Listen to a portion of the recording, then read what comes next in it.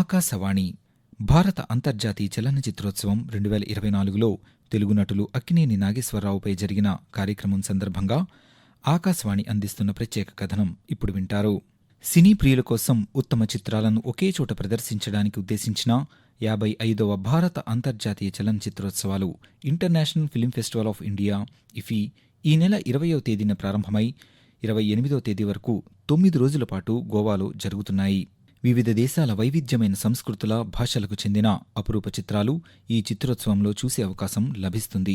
ప్రతి సంవత్సరం జరిగే ఈ చలనచిత్రోత్సవాలలో దేశ విదేశాల నుంచి ఎంతో మంది ప్రముఖులు పాల్గొని అనేక కార్యక్రమాలను నిర్వహిస్తుంటారు. అంతేకాకుండా చలనచిత్ర అభివృద్ధికి పాటుపడిన ఎందరో నటులను, సాంకేతిక నిపుణులను ఈ చిత్రోత్సవాల వేదికగా గుర్తు చేసుకోవడం జరుగుతుంది. ఇందులో భాగంగా centenary special ANR celebrating the life and works of Akkineni Nageswara Rao పేరుతో ప్రత్యేక సెషన్ నిర్వహించారు. అక్కినేని నాగేశ్వరరావు భారతీయ సినీ రంగంలో విశిష్ట శిఖరాలు అధిరోహించిన మహోన్నత నటుడు.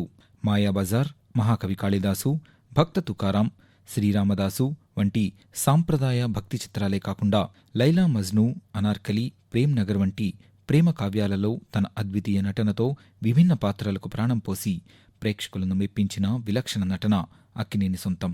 7 దశాబ్దాల తన సినీ ప్రయాణంలో ప్రతి చిత్రం, ప్రతి పాత్రతో తన నటనా సామర్థ్యాన్ని మరింత విస్తృతపరుచుకుంటూ ప్రతి చిన్న భావోద్వేగాన్ని కూడా అద్భుతంగా తెరపై పండించి ప్రేక్షక లోకాన్ని ఆకట్టుకున్న నటుడు అక్కినేని నాగేశ్వరరావు. ఆంధ్రప్రదేశ్లోని కృష్ణా జిల్లాలో 1924 సెప్టెంబర్ 20వ తేదీన జన్మించిన అక్కినేని 1941లో ధర్మపత్ని సినిమాలో సహాయ నటుడిగా కనిపించి 1946లో శ్రీ సీతారామ జననం చిత్రంలో రాముడిగా పూర్తి నిడివి పాత్రను పోషించారు. 2014 వరకు సాగిన ఆయన సినీ ప్రయాణంలో 250కి పైగా తెలుగు, తమిళ, హిందీ చిత్రాల్లో నటించారు. కేవలం వెండితెరపై నటనలోనే కాకుండా చలనచిత్ర రంగ అభివృద్ధిలో కూడా కీలక పాత్ర పోషించారు అక్కినేని. తెలుగు చలనచిత్ర రంగం మద్రాసు నుండి హైదరాబాద్కు మారడంలో ప్రధాన భూమిక పోషించారు.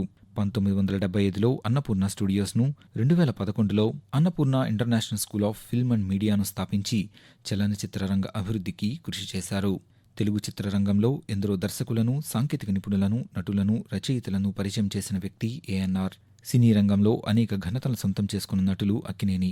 తొలిసారిగా ద్విపాత్రాభినయం చేసింది ఏఎన్ఆర్. మొదటిసారిగా నవరాత్రి చిత్రంలో 9 పాత్రలు వేసింది అక్కినేనే. అలాగే దాసరి నారాయణరావు దర్శకత్వంలో ఏఎన్ఆర్ నటించిన ప్రేమాభిషేకం సంవత్సర కాలానికి పైగా థియేటర్లో ప్రదర్శింపబడి రికార్డు సృష్టించింది. ఆయన అద్భుత నటనకు గాను ఎన్నో అవార్డులు ఆయనకి దక్కాయి.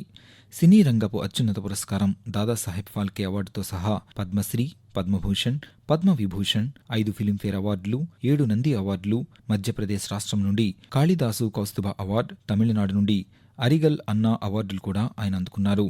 ఆంధ్రప్రదేశ్ ఫిల్మ్ డెవలప్మెంట్ కార్పొరేషన్ సలహాదారుగా, ఆంధ్ర విశ్వవిద్యాలయం department of dramatic and theatre arts జీవితకాల సభ్యులు సలహాదారుగా తన సేవలందించారు. ఒక మానవతావాదిగా ఎన్నో విద్యా సంస్థలకు, అభివృద్ధి కార్యక్రమాలకు తన వంతు సహకారం అందించారు అక్కినేని.